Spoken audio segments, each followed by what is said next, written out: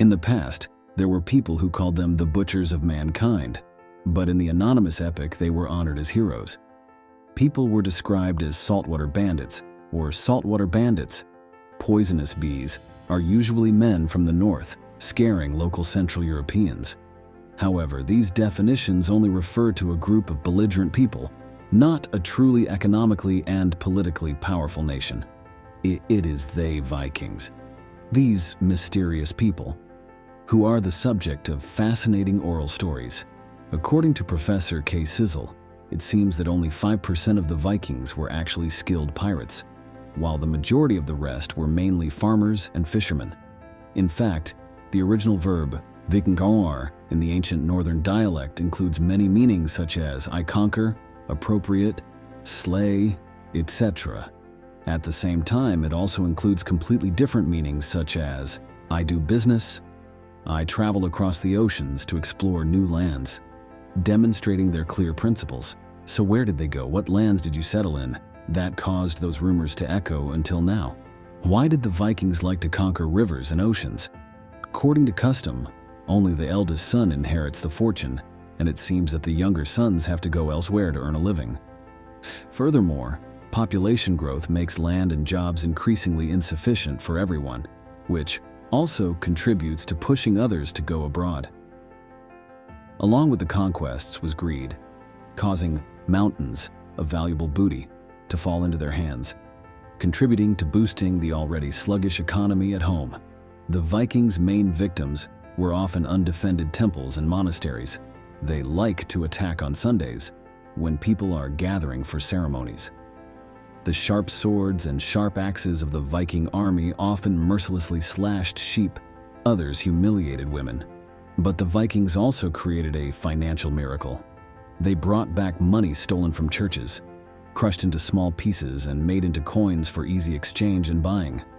The first currency unit to appear in Northern Europe in 825 was the metal money of the Vikings. One of the first military expeditions of the Vikings, recorded in Anglo-Saxon history books, was the capture of the island of Portland, near the English county of Dorset in 787. They understood very well what was happened in England and throughout the British Isles at that time. They knew there was much wealth to be won, and they had been trading with the people of this area for a long time. Then one day they realized that there was no need to buy, sell, or exchange anymore. They could rob. Then in June 793, they attacked the monastery again on the island of Lindisfarne, also known as Holy Island, in eastern England. For the next 200 years, European history was filled with accounts of Viking pirates and their raids. The Vikings invaded and established colonies in many lands. They invaded the Anglo-Saxon kingdom and occupied much of western and northern England and all of Ireland, leaving much influence on the coastal regions of Ireland and Scotland.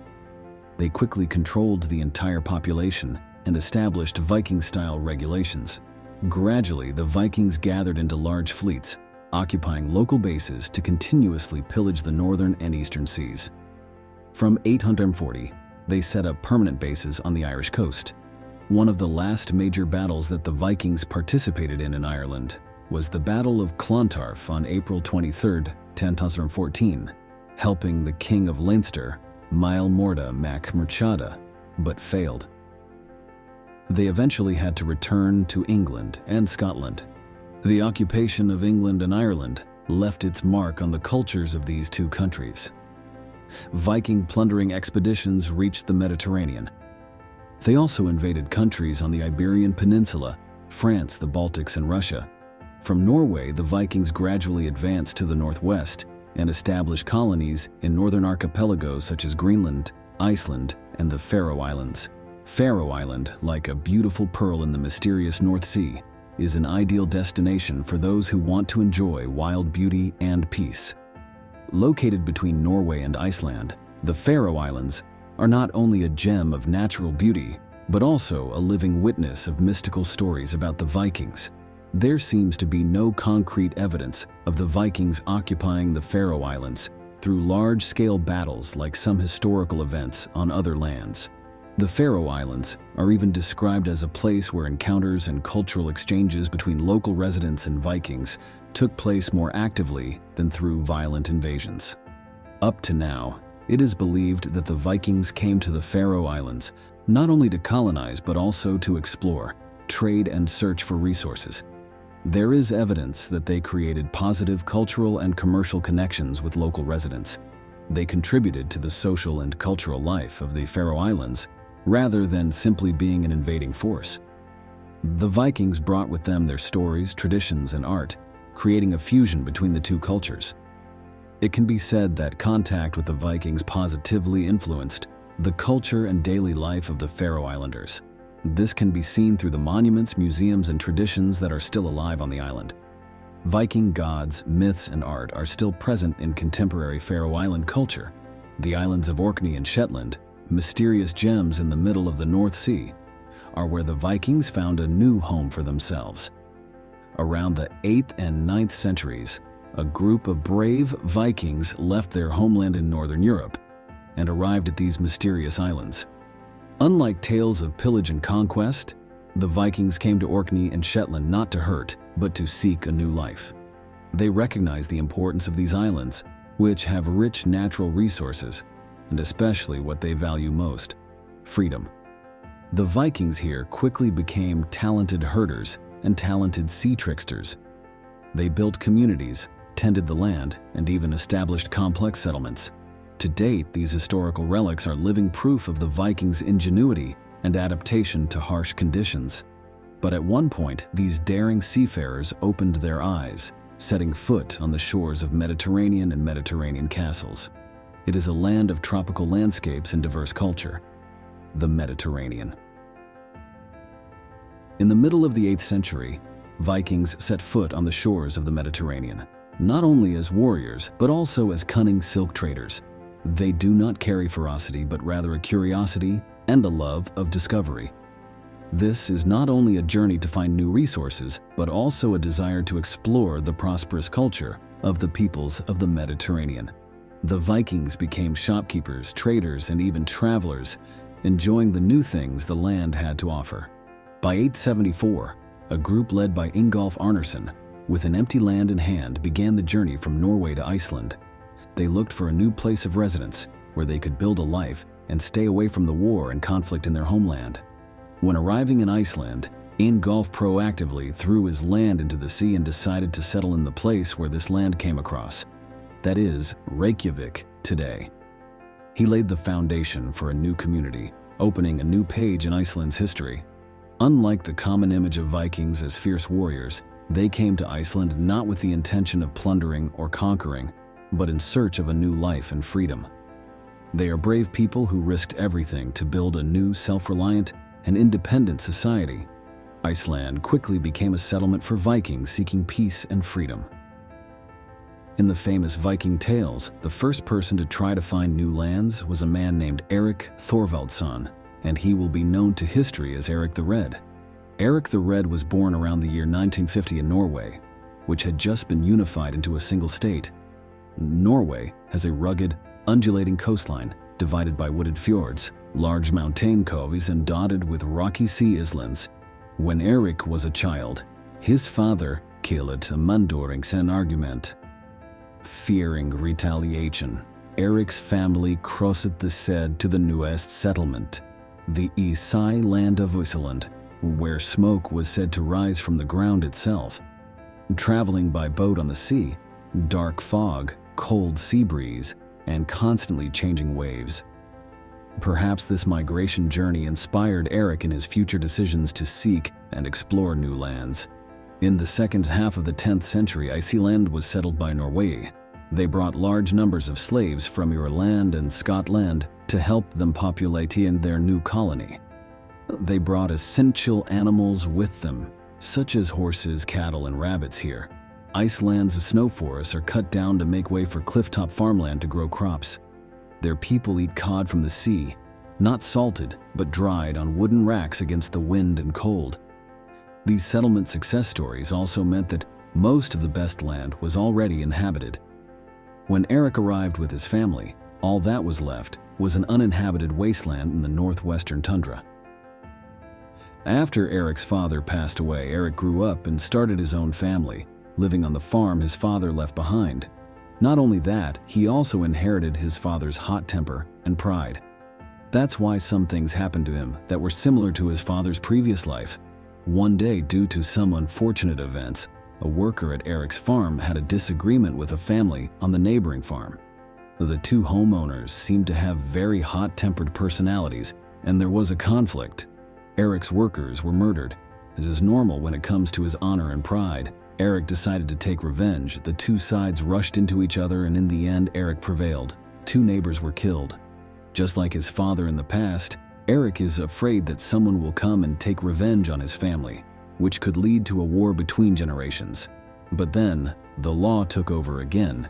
Eric was convicted of murder and banished from Iceland for 3 years. In the year 982, Eric decided to leave his homeland with his family to search for the legendary New World. In fact, he had nowhere else to go in his native Iceland. They have to travel on a journey of more than 1,500 kilometers by sea. After countless difficulties at sea, they found Greenland. When he set foot on this island, Eric looked around and realized there was no one here. He became depressed and lonely, and an idea suddenly flashed the moment he arrived. Eric would name this island Greenland, and wait for the 3 years of being expelled. He would return and convince everyone in Iceland to settle with him. You hear. Unexpectedly successful, Eric amassed a fleet of 25 ships filled with men, women, children, construction materials, and livestock. An amazing sight. 25 sails on dragon-headed boats crossing the ocean waves. On the sea voyage, because they traveled through icy and harsh lands, they encountered countless difficulties. In the end of these 25 ships, only 14 ships with about 300 people traveled from Iceland to this fertile Greenland region with Eric. As soon as they arrived at paradise through Eric's story, they immediately trembled when they arrived, partly because of the emotion of having gone through a difficult journey, partly because of the bone-chilling cold of this place, but they cannot return anymore. Overcoming the mental shock, they settled here, built houses of wood and stone, grew food and raised sheep and goats that they brought from Iceland with them. By around 1003, Greenland had up to 5,000 inhabitants. Life here isn't rosy. It's just like Iceland is bigger and colder. Did you know that Kiev, the capital of Ukraine today, was also a Viking colony in the 9th century? Because it was a Slavic settlement on the trade route between Scandinavia and Constantinople. Around the 9th to 13th centuries, Kievan Rus flourished under the leadership of local monarchs and nobles. The Vikings played an important role in shaping Kievan Rus, not only as invading groups, but also as traders, explorers, and contributors to the building of a new culture. They brought with them not only weapons and military technology, but also cultural values, agricultural knowledge, and the art of construction. The mixing of Vikings and Slavs created a multicultural community with outstanding achievements in art, architecture, and knowledge. The city of Kiev, with its historic arenas such as Lava and Saint Sophia, are clear testaments to the cultural and economic prosperity of this period. Kievan Rus was also where Eastern Catholicism was introduced, and Christianity became an important part of spiritual life. This not only changes religious beliefs, but also has a great impact on lifestyle and education. The conquest to the south left less of an impression. They traveled around the northern coast of Francia, in what is now France, the Iberian Peninsula in what is now Spain and Portugal, and finally along the north coast of Africa in the early 11th century. However, due to very harsh dry conditions that limited waterway transportation, they did not try to cross the Sahara to go further to Africa. The Viking Age gradually ended around the middle of the 11th century with the development of political relations with other cultures and the expansion of Catholicism, which changed social concepts. But it must be said that in their 300 glorious years, the Vikings left a clear mark in world history. Archaeologist Nice assesses that, in terms of geographical distance, Newfoundland may be the furthest place they have set foot on, but in terms of culture, Baghdad is a greater journey of the Vikings that perhaps we do not know yet. Run out of. Thank you for listening. What do you think about Viking stories? Please comment below to let me know. Don't forget to click the subscribe button to support me. See you again in the next videos.